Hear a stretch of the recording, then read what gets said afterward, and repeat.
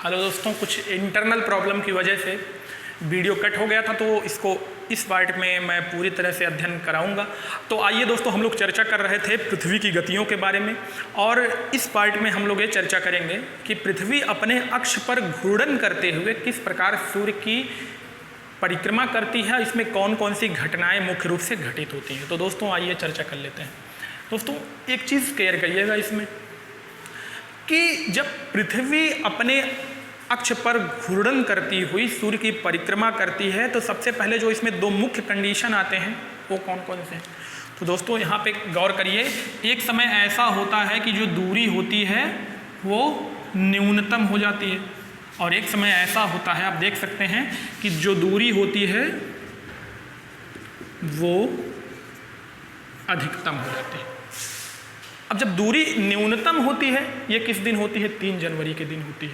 इसमें होता क्या है? इसमें क्या होता है दोस्तों, इसमें दूरी जो होती है घट करके आ जाती है 14.70 करोड़ किलोमीटर। तो ये कंडीशन बनता है। इस कंडीशन को दोस्तों एक नाम दिया जाता है। वो नाम क्या है? वो नाम है उपसौर। और किस दिन होता है? तो हाँ, आप देख सकते हैं यहाँ पर लिखा गया है 3 जनवरी। तो 3 जनवरी, एक 3 भी इसी प्रकार से बनता है और ऊ भी इसी प्रकार से बना हुआ है। कन्फ्यूज़न कहाँ पे होता है? यहाँ पे कन्फ्यूज़न ये होता है कि ये जो यहाँ पे दिख रहा है 3 जनवरी और यहाँ पे होता है 4 जनवरी, और इसको कहते हैं अपसौर। तो लोग कन्फ्यूज होते हैं कि जो अपसौर होता है वो किस दिन लगता है, जो उपसौर होता है वो घटना किस दिन की होती है। तो 3 या 4 जुलाई या 3 जनवरी, ये जुलाई होता है वैसे दोस्तों, ठीक है। तो यहाँ पे कन्फ्यूजन एक बनता है, उस कन्फ्यूजन को मैं दूर कर रहा हूँ। देखिए 3 जो है ऊ की तरह से बना हुआ है, तो हमेशा याद रखिएगा 3 जो होता है 4 से छोटा भी होता है। यानी कि दोनों कंडीशन में क्या हुआ?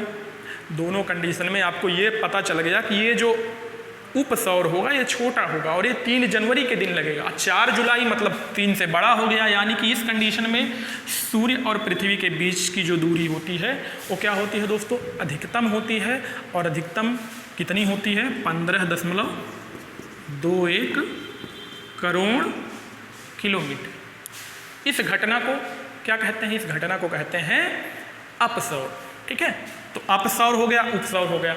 अब आइए कुछ हम ये चर्चा करते हैं कि जब सूर्य उत्तरायण होता है, उत्तरायण होते समय कौन कौन सी घटनाएं घटित होती हैं हमारी पृथ्वी पे। तो आपको पता है ये हमारी पृथ्वी है जिसका आकार कैसा है दोस्तों? भूआब है। भूआब मीन्स क्या होता है? ऊपर से चपटा, ऊपर से चपटा, और किनारे किनारे क्या होता है? इस साइड में चौड़ा, ठीक है। और यहाँ पे एक 0 डिग्री अक्षांश रेखा जो निकलती है, 0 डिग्री अक्षांश रेखा के द्वारा ही हमारे पृथ्वी का 2 गोलार्ध मटता है, जिसको हम लोग मुख्य रूप से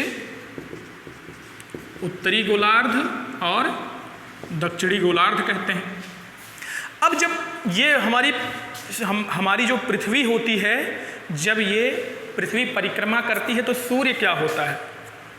उत्तरायण होता है। सूर्य जब उत्तरायण होता है, ये घटना मुख्य रूप से कब प्रारंभ होती है? इस घटना का प्रारंभ दोस्तों मुख्य रूप से 21 मार्च के दिन होता है। ये होता है 21 मार्च, अप्रैल, मई, जून, 21 जून। तो दोस्तों 2 कंडीशन याद रखिएगा। एक घटना जो प्रारंभ होती है, इसका प्रारंभन 21 मार्च से होता है। यानी 21 मार्च से उत्तरी गोलार्ध की तरफ सूर्य का प्रारंभन होता है, और 21 मार्च को कहते हैं विषुव। विषुव मीन्स होता है कि 21 मार्च के दिन जब सूर्य उत्तरायण होता है तो ये बिल्कुल विषुवत रेखा पर चमकता है। और जब विषुवत रेखा पर सूर्य कभी भी चमकेगा तो दोनों गोलार्धों में दिन और रात की जो अवधि होती है बराबर होती है, यानी कि 12-12 घंटे की होती है। दोस्तों आशा करता हूँ समझ में आ रहा होगा। अब देखिए, ये सूर्य धीरे धीरे उत्तरायण होते हुए उत्तर की दिशा में उत्तरी गोलार्ध में प्रवेश करता है, और जब वो 23.5 डिग्री के अक्षांश उत्तरी गोलार्ध में प्रवेश करता है, यानी कि कर्क रेखा पे चमकता है, इस अवस्था में क्या होता है? उत्तरी गोलार्ध में सबसे बड़ा दिन और सबसे छोटी रात होती है। क्योंकि जब कर्क रेखा पे सूर्य चमकेगा तो कर्क रेखा उत्तरी गोलार्ध में 23.5 डिग्री पर स्थित होता है दोस्तों, अक्षांश और देशांतर रेखाओं वाला वीडियो मैंने पढ़ाया होगा, क्लास मैंने लिया होगा, तो वहाँ से आप समझ सकते हैं। कर्क रेखा मीन्स उत्तरी गोलार्ध के अक्षांश की जो 23.5 डिग्री की रेखा होती है, ये कर्क रेखा होती है। और मकर रेखा 23.5 डिग्री दक्षिणी गोलार्ध की जो रेखा होती है,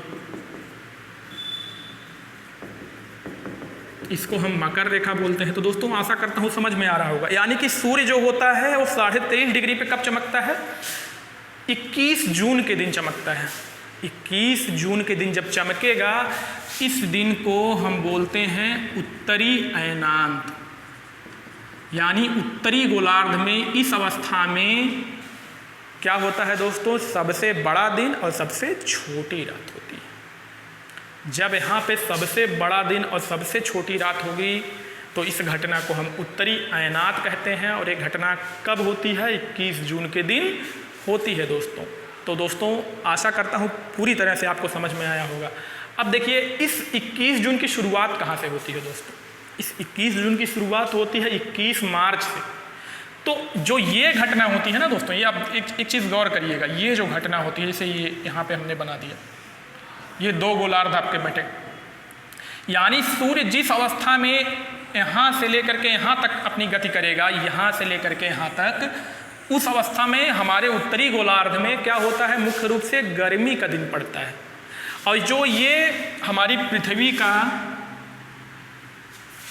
दक्षिणी ध्रुव होता है दोस्तों, इस अवस्था में जो हमारी पृथ्वी का दक्षिणी ध्रुव होता है, उस दक्षिणी ध्रुव में क्या होता है? 6 महीने की रात होती है। 6 महीने की रात। क्योंकि आपको बता दूं दोस्तों कि सूर्य अधिकतम कर्क रेखा और मकर रेखा तक ही चमक सकता है। क्योंकि मैंने आपको बताया पृथ्वी इस प्रकार से सूर्य की परिक्रमा ना करके इस प्रकार से करती है। यानी हमेशा जो होता है ये वाला हिस्सा ही सूर्य के सामने आता है, ये वाला हिस्सा हमेशा सूर्य से दूर रहता है। यही कारण है कि दोनों गोलार्धों में क्या होता है? मुख्य रूप से बर्फीला मौसम रहता है, बहुत ज़्यादा ठंडा मौसम रहता है। तो दोस्तों आशा करता हूँ आपको समझ में आ रहा होगा। अंटार्कटिका और आर्कटिक, ये जो महादेश हैं, इन महादेशों में हमेशा बर्फबारी होती रहती है। यहाँ जीवन नहीं पाया जाता। कुछ पेंगुइन वगैरह पाए जाते हैं, इसके अलावा बर्फीले जो जीव होते हैं छोटे छोटे वो पाए जाते हैं। इसके अलावा यहाँ जीवन नहीं पाया जाता है। यहाँ शोधकर्ताओं के द्वारा कुछ शोध जरूर किए जाते हैं, लेकिन यहाँ पे जीवन यापन करना मुश्किल हो जाता है। क्यों? क्योंकि यहाँ पे सूर्य की रोशनी बहुत अधिक नहीं पड़ती, बहुत हल्की फुल्की पड़ती है, वो भी तिरछी पड़ती है। और सूर्य वहाँ पे अपनी ऊष्मा ज़्यादा देता है जहाँ पे वो सीधे चमकता है। अब मैंने आपको क्या बताया? 21 जून की शुरुआत 21 मार्च से होती है। यानी कि 21 मार्च से जो सूर्य होता है वो हमारे पृथ्वी पर उत्तरायण आना प्रारंभ करता है। कारण है 21 जून के दिन कर्क रेखा पे पहुँच करके ये सबसे बड़ा दिन करता है, सबसे छोटी रात करता है। और इस दिन एक घटना होती है, इस घटना को हम नाम देते हैं बसंत ऋतु। हालांकि ये घटना हमारे लिए उपयोगी है और बसंत ऋतु हमको बहुत प्यारा ऋतु माना जाता है हमारे लिए। तो ये बसंत ऋतु की शुरुआत होती है यहाँ से।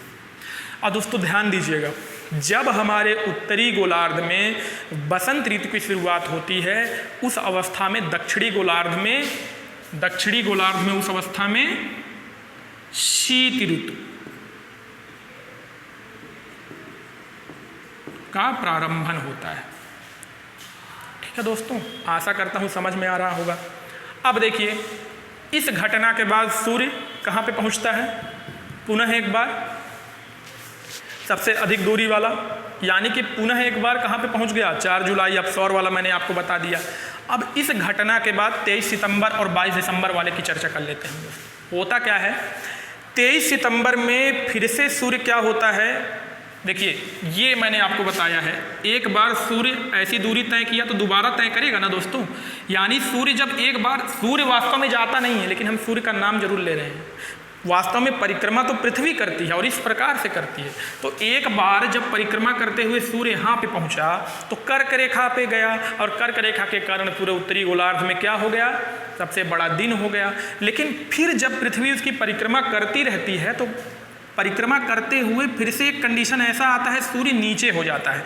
यानी कि पुनः कहाँ पे चला आता है? 0 डिग्री अक्षांश पे चला आता है।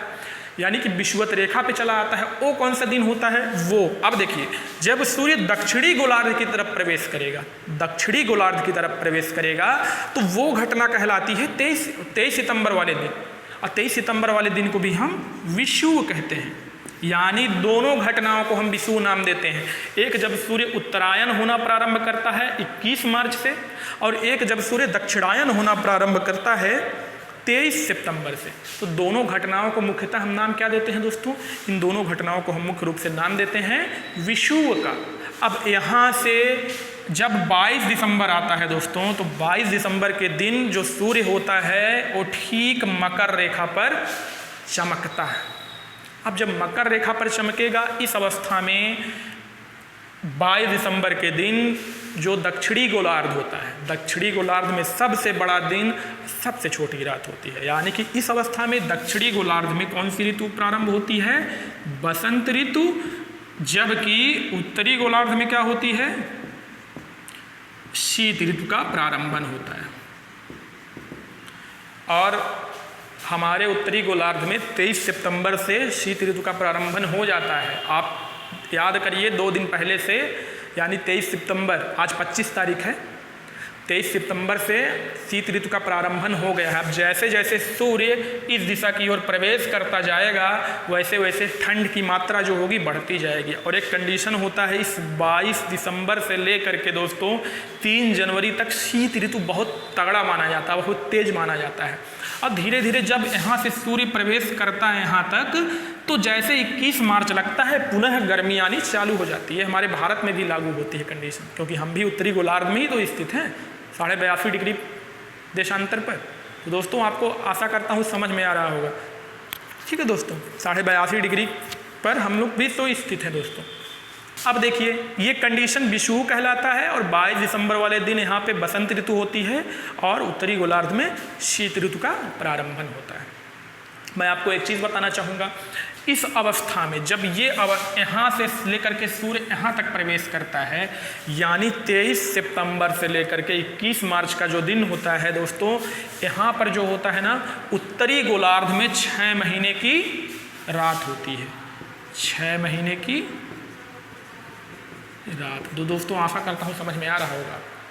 ये उत्तरी गोलार्ध में इस दौरान कब 23 सितंबर से लेकर के 21 मार्च तक जब सूर्य दक्षिणावर्त पड़ता है पृथ्वी के, तो उत्तरी गोलार्ध नहीं, उत्तरी ध्रुव में क्या होता है, ये कंडीशन बनता है।